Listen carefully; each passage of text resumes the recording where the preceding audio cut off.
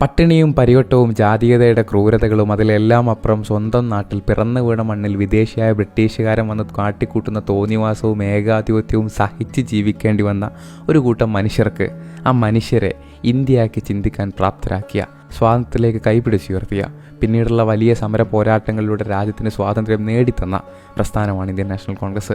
ആ പ്രസ്ഥാനം രാജ്യത്തിൻ്റെ അധികാരത്തിലേക്ക് നടന്നു നീങ്ങിയപ്പോൾ ആദ്യം ചെയ്തു വെച്ചത് കോൺഗ്രസിന് മാത്രം ഭരിക്കാവുന്ന ഒരു ഇന്ത്യയെ ഉണ്ടാക്കിയെടുക്കലായിരുന്നില്ല. ഏതെങ്കിലും തരത്തിലുള്ള ഒരു മതരാജ്യമായിട്ട് ഇന്ത്യയെ മാറ്റിയെടുക്കുന്നതായിരുന്നില്ല. അവർ ഈ രാജ്യത്തെ പ്രതിപക്ഷ പാർട്ടികൾക്ക്, എതിർ ശബ്ദങ്ങൾക്ക്, വിമർശകർക്ക് എവിടെയെല്ലാം ഇടം കൊടുക്കാമെന്ന് വരച്ച് കാട്ടിത്തുന്നു. ഈ രാജ്യത്തിൻ്റെ നിയമനിർമ്മാണത്തിൽ പോലും തങ്ങളുടെ ഏറ്റവും വലിയ വിമർശകരെ എഴുതി ചേർക്കാൻ, അല്ലെങ്കിൽ അവരെ കൂട്ടിച്ചേർക്കാൻ കോൺഗ്രസ് തയ്യാറായി. ഈ രാജ്യത്തെ ന്യൂനപക്ഷമായ മനുഷ്യരെ എങ്ങനെ ചേർത്ത് നിർത്തണമെന്ന് കാണിച്ചുകൊണ്ട് ലോകത്തിലെ ഏറ്റവും വലിയ ജനാധിപത്യ റിപ്പബ്ലിക്കിനെ അവർ പടുത്തുയർത്തി. ആ കോൺഗ്രസിനെയും കോൺഗ്രസ്സുകാരെയും ഇന്ന് പരിഹസിക്കാൻ ഏറ്റവും വലിയ ആയുധമാക്കി ഉപയോഗിക്കുന്നത് 15 വർഷമായിട്ട് നിങ്ങൾ അധികാരത്തിന് പുറത്തല്ലേ എന്നുള്ള ചോദ്യമാണ്.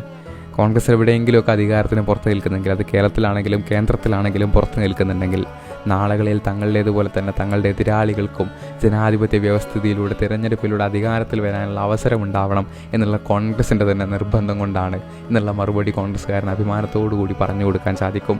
രാജ്യത്തെന്ന് മാത്രമല്ല, ലോകത്ത് മറ്റൊരു രാഷ്ട്രീയ പാർട്ടിയും അത്രമേൽ വലിയ ജനാധിപത്യ ബോധം കാണിച്ചിട്ടില്ല.